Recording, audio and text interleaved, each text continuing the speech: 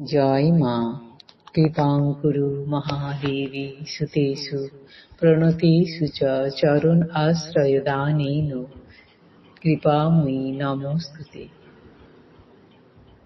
স্বামী পূর্ণাত্মানন্দ মহারাজের লেখা চিরন্তনী সারদা নামক গ্রন্থ থেকে আমাদের পাঠ চলছে আমি সীতা প্রবন্ধের নিজের সীতারূপ প্রসঙ্গে সারদা দেবী স্বয়ং, এই অধ্যায় থেকে। আজ সপ্তম দিন পাঠ হচ্ছে। গত দিনের পাঠে আমরা দেখলাম শ্রীমা সারদা দেবী অযোধ্যা দর্শনের যেমন ব্যাকুল হয়েছিলেন, রামেশ্বর দর্শনের জন্য তিনি তেমনি ভাবেই ব্যাকুল হয়েছিলেন এবং রামেশ্বর গেছিলেনও। সেখানে গিয়ে বিস্তৃত স্তূপাকারে পাথর বালি দেখে তিনি বলেছিলেন যে কতদিনের পুরনো জিনিস দেখো, এখনো কেমন সুন্দরভাবে আছে। আজও তা সেই সব যুগের চিহ্ন এখনো কি সুন্দর রয়েছে। প্রেমানন্দ বলতেন, শ্রীমা সীতা, রাধা, বিষ্ণুপ্রিয়া এদের চেয়েও অনেক উঁচুতে বসে আছেন। শ্রীমায়ের রামায়ণের প্রতি বিশেষ আকর্ষণ ছিল। অন্যান্য বই, মহাভারত বা কথামৃত, এরম অন্যান্য বই অন্য কেউ পড়ে শোনালেও রামায়ণ তিনি নিজেই পাঠ করতেন।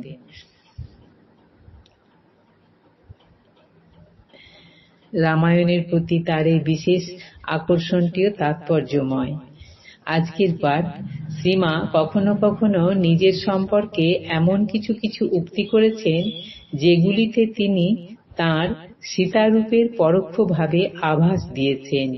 একদিন শ্রীমার হাত পাগলি মামির পায়ে ঠেকে যাওয়ায় মামি অত্যন্ত অস্থির হয়ে বলে উঠলেন, কেন তুমি আমার পায়ে হাত দিলে? আমার কি হবে গো? কেন তুমি আমার পায়ে হাত দিলে? আমার কি হবে গো? তাঁর ওই আতঙ্কের ভাব দেখে শ্রীমা হেসেই আকুল। শ্রীমার সেবক রাসবিহারী মহারাজ স্বামী অরূপানন্দ কাছে ছিলেন। তিনি বললেন, মা দেখেছ, এদিকে পাগলি তোমাকে এত গালাগাল করে, মারতে আসে, কিন্তু তোমার হাত তার পায়ে লেগেছে বলে তোমার হাত তার পায়ে লেগেছে বলে তো খুব ভয়। শ্রীমা উত্তর দিলেন, বাবা, রাবণ কি জানতো না যে রাম পূর্ণ ব্রহ্ম নারায়ণ, সীতা আদ্যাশক্তি জগন্মাতা? তবুও ওই করতে এসেছিল। ও পাগলি কি আমাকে জানে না? সব জানে, তবু এই করতে এসেছে। মায়ের ভাই প্রসন্ন মামা একদিন তাকে বলেন, এই আশীর্বাদ করো যেন তোমাকে এবার যেভাবে পেয়েছি এইভাবে জন্মে জন্মে পাই, অন্য আর কিছুই চাইনি। মা শুনে বলেন, তোদের ঘরে আর এই যা হয়ে গেল। রাম বলেছিল, মরে যেন আর না জন্মায় কৌশল্যার উদরে। আরো তোদের মধ্যে বাবা পরম রাম ভক্ত ছিলেন, তাই এ ঘরে জন্মেছি। এও তাঁর সীতারূপের অস্পষ্ট স্বীকৃতি কিনা কে জানে। ঘটনা পরম্পরার মধ্যে অথবা কথা প্রসঙ্গে এরকম অস্পষ্ট স্বীকৃতির আরো দৃষ্টান্ত আছে। স্বামী গম্ভীরানন্দ লিখেছেন, 1919 খ্রিস্টাব্দে কোয়ালপাড়ায় নবাসনের বউয়ের বৃদ্ধা মাতার চিকিৎসার জন্য শ্রীমায়ের আদেশে আরামবাগ হইতে ডাক্তার প্রভাকর বাবুকে লইয়া ব্রহ্মচারী বড়দা সেখানে আসিতেছেন। আরামবাগের মনীন্দ্রবাবুও ইহাদের সঙ্গে গরুর গাড়িতে চলিয়াছেন। দ্বিপ্রহরের রৌদ্রে সকলেরই পিপাসা পাইল, তাই মনীন্দ্রবাবু ব্রহ্মচারীকে অনুরোধ করিলেন গ্রাম হইতে কিছু শাঁখালু ও শশা সংগ্রহ করিতে। অনেক ঘুরিয়াও তিনি ওইসব না পাইয়া পথের ধারের এক গাছ হইতে প্রচুর কাঁচা আম পাড়িয়া আনিলেন।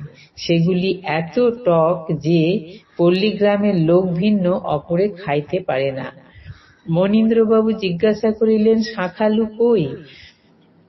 ব্রহ্মচারী রহস্য করিয়া বলিলেন, গ্রামে অনেক ঘুরেও যখন শশা বা শাঁখালু পাওয়া গেল না, তখন হঠাৎ ত্রেতা যুগের কথা মনে পড়ে গেল, আর ঢিল মেরে আম পেড়ে আনলুম। এখন সকলে খুশি মতো পিপাসা মেটাতে পারেন। বলা বাহুল্য, বিনা লবণে ওই ফল তাহাদের ভোগে আসিল না। তাহারা যথাসময়ে কোয়ালপাড়ায় পৌঁছিয়া সব ঘটনাটি শ্রীমায়ের নিকট বিবৃতি করিলে মা স্মিত মুখে বলিলেন, হ্যাঁ বাবা, যে যার সে তার, যুগে যুগে অবতার। ওরা না হলে আমার এসব কাজ চলে কই? এদের ভরসাতেই রাধুর এই অবস্থায় জঙ্গলে বিপদের মধ্যে পড়ে আছি। আজ এই পর্যন্তই। জননীং শারদাং দেবীং রামকৃষ্ণাং জগদ্গুরুং পাদপদ্মে তয়োশ্রিত্বা প্রণমামি মুহুর্মুহুঃ। জয় মা।